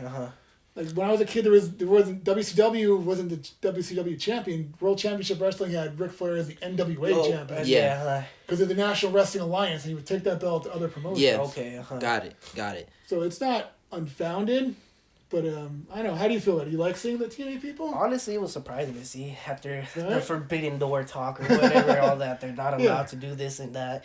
But it's honestly refreshing to see, and it's honestly, hopefully, they're doing it way more better than AEW's doing it. It's definitely more organized. It's definitely more controlled and everything. So yeah, honestly, it's not too bad from what I've seen so far from it. They haven't done it a lot. Is what they just bring on Jordan Grace to NXT every now and then. And who have they brought on for the men's division? Joe Hendry. Yeah, super song. I was gonna say, I feel like you could argue that he's more over right now in NXT than he is in TNA. Yeah, 100%. Because he keeps on coming up short to get the big one against I love Dolph Ziggler, now known as Nick Nemeth, but that as a kid, like that was one of my favorite heels. He was just such a funny asshole. WWE's biggest swing and a miss. And yeah, I always thought he was such a great worker. Yeah, no, I fucking love Dolph Ziggler. Talent. Him and the Miz are probably the best workers the company has. Underrated as hell. No one was involved in a match with them that comes out not looking great. 100%. That's what a good worker They're is supposed to like be. the Dolph Ziggler's ability to sell is like absolutely legendary. But I do feel like Joe Hendry's kind of hitting this weird plateau in TNA where they're like refusing and I don't keep up with them on a super weekly basis, but when they have like their big events, I at least try to see what's going on, and they like refuse to like fully put him over as the top guy, and then he comes over to NXT and it's like the whole crowd is like, holy fucking shit, like this is like the biggest thing ever. So I'm curious. I do feel like it's almost a little inevitable that he might be making the jump. Oh, he's 100% making a jump. But I mean, I just hope he doesn't end up being like one of these theme song guys, like like Sakuraba and Robert Roode, where your theme song and your entrance is so cool. Yeah, 100%. 100%. But then wrestling like, oh, all right, whatever. Yeah. But, this is a different promotion now with Triple H. Yeah. A lot less fans, and when these people come up from NXT, they're getting way more respect. Yeah. And they're getting to keep, for the most part, who they are. For the most instead part. Instead of being trounced over, because you watch the War Raiders go over and like, dude, it's the most over tag team I've ever seen. Like, they're wow. And then they get over to the main product and they get called the Viking Experience. Yeah, it's a whole weird. We're pretending to be Vikings tag team. Like, they get goofed out. Mm-hmm. Not the match between the War Raiders thing, because now. Yeah. No, I definitely. I'm a big fan of them for sure. I do like to see. Again, the connectivity of other promotions working together. And you get a chance to see people get promoted slowly. In little spots. AEW does do a nice with their Ring of Honor, and I like their relationship with New Japan. Yeah. I love how they bring New Japan wrestlers over. I wish they would focus more on that than bringing in the Bobby Lashleys of the world. Because it looks like they just brought in the WWE's old gimmick, and now they're running here. It makes you look like any promotion, like a circus. And when they take these guys that were like really locked into the mid card in WWE and instantly try and push them into the main event scene, it does make them look like they're like feeding off the scraps, kind of. You know what I mean? Like Ricochet and Bobby Lashley are like instantly propelled into the main event scene. Like I immediately take my top guy in Ospreay, and I meet him half fight this dude who was like barely on. He was on fucking internet. speed, He was on Twitter. Twitter wrestling show. Now he's fighting my number one guy and they're going toe to toe. What does that make my number one guy look like? It makes AEW look like they're it makes second tier. It makes it look like an indie promotion, bringing people in to fight other people that I have on my card because I don't have anyone else for them. Yeah. That is a big problem. They need to do better than that. It's a big glaring mistake. We've already taken a whole bunch of your time, Jeff. I have one more question that I'm really interested. This has been such a fucking fascinating conversation. You might have to just join the show every week at this point. Because you're really, like, your takes on this shit are very, very fascinating. But as someone who's really followed the product for a while, I'm curious if there was ever a moment that, like, legitimately pushed you away for a while. Because for me, like, as a fan, I had one of those phases that I think a lot of people go through where I kind of just aged out of it for a bit. Like, kids at school told me that it was lame. So I was like, fuck, wrestling's lame now. Fuck this shit. I feel like we went through this, like, together, growing up in school together. And, like, at a certain... WWE, you were a nerd, basically. Type of shit, yeah. And so at a certain point, it took for us to kind of get out of high school and, like, become a little bit more secure in ourselves as dudes. Is like, and then also realizing, looking at the product from afar and seeing, like, oh, shit, this Roman Reigns guy, this Cody Rhodes guy, this Seth Rollins guy, all this shit's really fucking cool right now. Let me tune back in and see what's going on. So I had like almost a 5 to 10 year kind of gap in my wrestling knowledge. I'm curious, and that was just through me just kind of being a little bitch at school and letting other people dictate my interests. I'm curious for you if there was ever a moment, either something like that or something a little more serious that kind of like just pushed you away from the product for a while? Was there ever a moment that pushed you away from wrestling? Because there's been, like we mentioned a bit earlier, the stuff with Benoit, the steroids, the drugs, the Vince recently was something that kind of made me look in the mirror and think, is this something I want to continue to support? And like, is this the product I support? The only reason I think I can is knowing that like he's gone now. But like, yeah, like it there's been some serious shit where like, you know, we'd like to think that we're all decent people here, where you really got to look in the mirror and kind of reckon with some moral shit. Has there ever been a moment for you that's made you not love wrestling as much or made you question your love for wrestling? I've had major peaks and valleys. Okay. So in early night, WrestleMania 2, 1, WrestleMania 3, Of course. 4, Of course. 5. Then the closer it gets to 1990, the farther it goes. Zeus versus Hulk Hogan was a real kick in the crotch for my wrestling thing. Yeah. So I went and watched that Rip movie, and I was like, and then they brought the guy in, and he's like, I'm like, what the hell is going on? This is pretty lame. And he's snapping people's necks, and they're like getting back up. So like that no sound thing. So he snaps Bruce Beefcake's supposedly neck. killed, but they're getting. I'm like, you're murdering people. What the hell's going on? Because he only did 2 moves, and that was one of them. And like I was like, oh god, and then Doink the Clown. Of course, yeah. So that kind of like fluffy generation. So the 1990, 92, real valley. I can maybe only watch WrestleMania a little bit. So we're looking at like the post golden age, but like pre-attitude era where you had like this pre-new generation even where so when Razor Ramon came back, Razor Ramon was like the thing that kind of brought me back. So they started doing Raw, and they did a thing where Razor Ramon turned face, and instead of changing his gimmick, he was still Razor Ramon. Just a cool guy now. He was still the bad guy wearing his gold, and he was out, but he was just friends with the 1, 2, 3 kids. So now everyone likes him. So I normally watch people go from face to heel, and they change everything there, and then they become goofballs. Yeah. Like Hacksaw Jim Duggan going, oh! Yeah. And then I go, no, he stayed the cool guy. And it was the coolest fucking gimmick I've ever seen. I still love Razor Ramon. It's hilarious. Absolutely. Those vignettes. It's right up there with Randy Savage. It's hilarious. Sometimes I walk around with a toothpick right here and right here.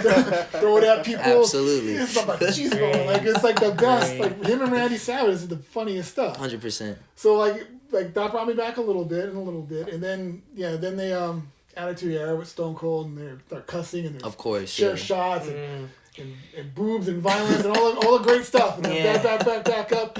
And then this the Ruthless Aggression era kept me bought in, and then sometime around there I just started to fade again. During the PG Super era, Cena a bit probably. I'm Super assuming. I feel like that was something that pushed a lot of people away. They did the Nexus gimmick with him. This was my childhood right here. We're talking about I'm gonna now. share your childhood. Heartbroken. I was. That's his it? I felt it. Yeah. You felt it? Because they had John Cena by himself. Because they did this gimmick with Hulk Hogan too, where no one wants to be the main face's friend. Makes no fucking sense. This is a hero. All the other faces should join him. So they didn't have him. He's all by himself. So John Cena's all by himself. Every week, With the entire Nexus, like 9 dudes, and they all fight him all at once. And they DDT'd him or pile drive them on the cement floor. And you should be dead. Yeah. But that is in the world of professional wrestling, that is you are dead, gone for 9 months move. Wow. Yeah. Pops back up. Super Cena. You can't see me. Takes out all 9 dudes. Takes all 9 dudes. He puts everyone on the shoulder at once and flips them over and walks around like nothing happened. I'm like, oh man. Yeah. Fuck this shit. No, it got bad. Yeah. And then it got worse because then everyone else that wasn't fighting John Cena was comedy. So everyone was Santino Marella. And, everyone. I love Santino Marella, but everyone can't be comedy, man. How did you feel about the strikeout era of the Raw? Remember that where it was like CM Punk commentating, Triple H came out, and like everybody supposedly walked out on him or whatever. Did they have a moment like that? I didn't see it. I actually remember watching that episode live as a kid, where there was like the whole roster came out around the ring and did like a vote of no confidence, and like told Triple H that he was a shitty GM, basically. And that was like kind of I think their acknowledgement that like, hey, the product's kind of shitty right now. A lot of that era was really, really ruined because there's a lot of things. The belts look terrible. Things are bad. Yeah, man. Not that one. Not when it spun. When I was like, wait, what? No, when that thing spun. When he came out and said, "This is my spinner belt." That was cool. Hell yeah. When Edge had it, the rated R belt. Edge shouldn't have a spinning belt, man. You didn't like it? It didn't spin. But I feel like that was just fuck you towards John Cena. Yeah. He's like, hey, you want to make a little cool The Miz turned it upside down with a W. That was cool. The belts had no meaning. Everyone lost them all the time. Yeah, that's true. Yes, the championships held no weight. Everyone was comedy fodder, except John Cena and Randy Orton. The women's division was in a weird middle ground where it wasn't necessarily like the old school eye candy shit that you were talking about from back in the day, but they certainly weren't at like the Becky Lynch, Charlotte Flair bangers that we're getting these days. Was so insulting because they would get like a 2-minute. They go out there and do their intro, so they would shake all their goods, do 2 moves, a finish, and get off screen. So it's like, hey, they're wrestling. That's more insulting. Yeah. You might as well just have them stand out there. That's basically more insulting. Be managers at that point. Yeah, it was weird. Manager, because that's more insulting to have you go out there and pretend that you're a diva. And then just slide you off real quickly. Yeah. So during that whole era, did you ever, like, the pipe bomb wasn't something that helped? Because that, I know, is something for some fans helped them stay invested. CM Punk was... He was probably one of the best parts of WWE. I connected the second I saw him on that trash ECW thing that they had him on. I connected with him when he was straight edge. I loved that straight edge gimmick. That was great. I loved him when he was wearing a mask, when he was out there, just whatever he was doing, was a heel or face, CM Punk hit. And then, like you were saying before, because he feels real. He feels that's who he is. 100%. I see CM Punk, I don't see a gimmick. Yeah. I see that's who that dude is. And when he's saying, I'm straight edge, I'm better than you. What a great fucking tagline. That works. I'm glad we went here because it was really probably my last question too, because I know you have a lot of time already. But how do you feel about the CM Punk AEW like controversy thing? Because I know how you were saying, it's an indie promotion and everything like that. It's more like an indie promotion you were saying. So did you witness anything? I know you don't want to speak and say names in front of cameras, but did you witness any that type of like aggression, like actual brawling real heat in the back area? People going into business for themselves like that, like what Jake Perry did? Yeah. No, I don't. One in the background, for the backroom of XPW, for as chaotic and nonsensical as it was, everyone there was very respectful of everyone else, and especially of everyone's safety. So it's even more chaotic. Yeah, so to watch what happened there, and I understand it's real glass, Crimea River. Because I didn't understand that when it was happening. I thought it was a work. And then watching him do that, I 100% understand what CM Punk was talking about. Everyone should be mad at Jake Perry. Yeah. That puts everyone behind him, CM Punk's match, at risk. Yeah. A broken glass all over this stupid ring. Is a stupid indie freaking stunt. Hitting people with those light bulbs. It's dangerous. So stupid. That glass, if you inhale it, gets in your, it's dangerous. You're talking about those LED lights. I see those videos come up on my timeline sometimes. Yeah, people talk about that shit. You guys need to stop freaking doing that. It's gonna it fucks people up. It gets into your lungs. There's glass in your lungs. I work at a pulmonologist's office. I know this. Fiberglass, right? Fuck that shit. Yeah. So he's the expert. You don't get your lungs back. Fuck that. So, but to see that type of I understand what Punk is talking about, and I see that is another option of where AEW looks like an indie promotion. There's no management there making sure that every match and what's gimmicked in these matches, what's happening in these matches, is what's happening in these matches. Yeah. That is all just you guys are just randomly showing them and doing whatever they want. In XPW, I had a bunch of people come in from all over the country and wrestle with maybe 5 or 6 dudes that actually live here, and they all work together and they meet each other like 5 minutes before their match, and like, I'm gonna call this and this and that, and we'll do that. Okay, bro. That is there's still an ultimate respect for everyone behind you and in front of you and what you're doing, and you can't do stuff. Okay. I can't do this. I can't hit you with this move because this dude behind me is his finish. We can't do this. Okay, wow. There's this kind of respect you're supposed to have, and watch Jack Perry do that. So is that where kind of the term receipt comes from? It's like, if you mess up, it's like, you're going to get you get a receipt for messing up or being too stiff or botching something I'm not supposed to do. You get the receipt. Okay. I know they really overuse it nowadays. Yeah. All those terms are being overused now. Yeah, but it's not the same thing. But generally, you get a receipt for, say, like, you stiff me. Yeah. I'm going to stiff you. Okay. Like, the worst thing you can do is stiff somebody. Okay. Damn, man. Be a little hard. I feel like I could keep you here all fucking day. I need to cut myself off at some point. We might have to have you come on as a guest just whenever there's shit going on that's interesting. This was fun, our expert that we could kind of ask questions about here. A thing or two, yeah. I mean, you guys clearly informed. You guys know this this has been your childhood, and you've watched it. We grew up on it. And grew up we grew up on it. It's part of who you are. And it's such a cool thing to be able to revisit now and start getting more detailed and even do a whole show about it, man. It's crazy, it's been awesome for sure. Yeah, you'll find that as it goes on, you realize how special those moments were. Yeah. In older wrestling, they'll never come again. And these special people, special events and matches. 100%. Enjoy that. And it's absolutely. part of it. Again, it's a strange strange, unique world of professional wrestling. It's weird, man. It's a weird thing. Weird world. Interesting but cool, man. Yeah, it's very interesting. Absolutely. It's like, watching like a live superhero show happen. It's supposed to be. By the flip-flopping is sometimes okay, but but in general, that's, and like watching your childhood heroes or superheroes, you get to keep that with you. 100%. 100%. Hell yeah, man. Well, thank you for stopping by. Hey, man, thank you, man. Honestly, man, we really will appreciate it, man. We will see you again at some point, I'm sure, man. Everyone, We'll do a pay-per-view or something. Thank you, Jeff Lowzik. Everybody. Wow. Damn, man. Perfect, man. That was awesome. That was awesome.